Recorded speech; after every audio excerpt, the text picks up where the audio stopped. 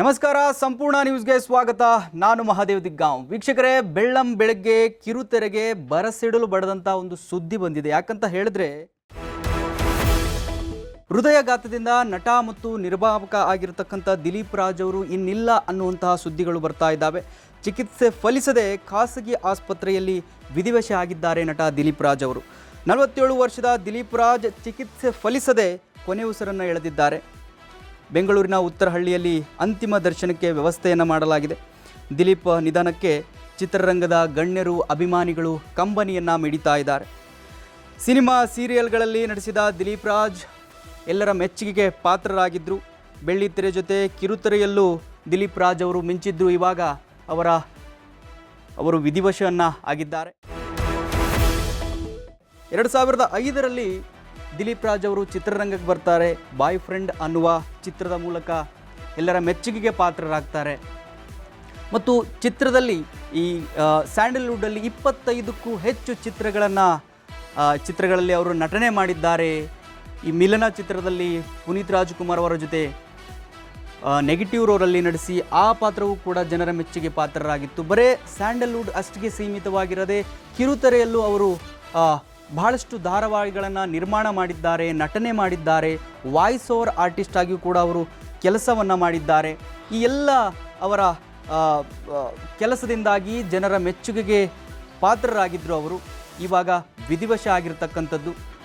ಬೆಳ್ಳಂಬೆಳಗ್ಗೆ ಅವರಿಗೆ ಹೃದಯಾಘಾತ ಕಾಣಿಸಿಕೊಂಡಿದೆ. ಹಾಸ್ಪಿಟ್ಲ್ಗೆ ಅಡ್ಮಿಟ್ ಮಾಡಿದ್ದಾರೆ. ಆದರೆ ಚಿಕಿತ್ಸೆ ಫಲಿಸದೆ ಅವರು ವಿಧಿವಶ ಆಗಿರ್ತಕ್ಕಂಥದ್ದು.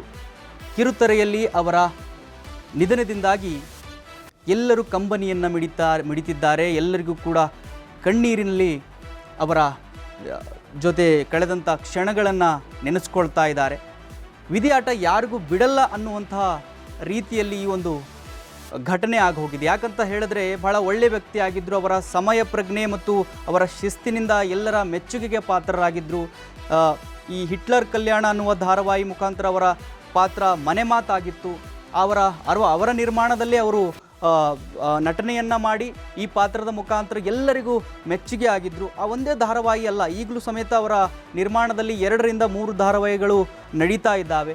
ಇವರ ನಿಧನದಿಂದಾಗಿ ಕಿರುತೆರೆಗೆ ಭಾಳ ಹೊಡೆತ ಅಂತ ಹೇಳ್ಬೋದು. ಯಾಕಂತ ಹೇಳಿದ್ರೆ, ಪ್ರೊಡ್ಯೂಸರ್ಗಳು ಈ ರೀತಿಯ ನಿಧನ ಹೊಂದುತ್ತಾ ಹೋದರೆ ಬಹಳಷ್ಟು ಆರ್ಟಿಸ್ಟ್ಗಳಿಗೆ ಹೊಡೆತ ಬೀಳುತ್ತೆ. ಈಗ ಅವರ ನಿರ್ಮಾಣದಲ್ಲಿ 2 ಧಾರಾವಾಹಿಗಳು ನಡೀತಾ ಇದ್ದಾವೆ ಅಂತ ಹೇಳಿದ್ರೆ, ಎಷ್ಟೋ ಜನ ಕಲಾವಿದರು ಅವರಿಂದ ಬದುಕನ್ನು ಕಟ್ಕೊಂಡಿರ್ತಾರೆ. ಈ ಒಂದು ಅವರ ನಿಧನದಿಂದ ಅವ್ರಿಗೂ ಕೂಡ ಬಹಳ ಲಾಸ್ ಆಗುತ್ತೆ. ಅವ್ರಿಗೂ ಕೂಡ ಬಹಳ ಜೀವನ ನಡೆಸೋದು ಕಷ್ಟ ಆಗುತ್ತೆ. ಒಬ್ಬ ನಿರ್ಮಾಪಕನಿಗೆ ಈ ಥರದ ಘಟನೆಗಳು ಸಂಭವಿಸಿದಾಗ ಆ ಕಿರುತೆರೆಯ ಧಾರಾವಾಹಿ ತಂಡ ಏನಿದೆ ಬಹಳಷ್ಟು ಹೋಗ್ಬಿಡುತ್ತೆ. ಈಗ ಅವರ ನಿಧನದಿಂದಾಗಿ ಕಿರುತೆರೆ ಮತ್ತು ಸ್ಯಾಂಡಲ್ವುಡ್ಗೆ ದೊಡ್ಡ ಲಾಸ್ ಅಂತ ಹೇಳ್ಬೋದು. ಯಾಕಂತ ಹೇಳಿದ್ರೆ, ಬರ್ತಕ್ಕಂಥ ದಿನಗಳಲ್ಲಿ ಚಿತ್ರವನ್ನು ಕೂಡ ನಿರ್ಮಾಣ ಮಾಡಬೇಕು ಅಂತ ಪ್ಲ್ಯಾನಲ್ಲಿದ್ದರು ಅಂತ ಅನ್ನುವಂಥ ಸುದ್ದಿಗಳು ಕೇಳಿ ಬರ್ತಾ ಇದ್ವು.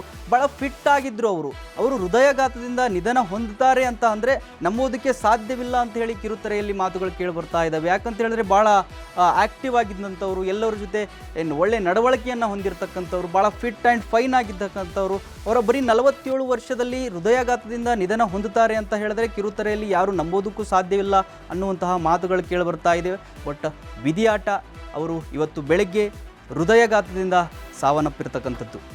ಸಂಪೂರ್ಣ ನ್ಯೂಸ್, ಇದು ನೊಂದವರ ಧ್ವನಿ.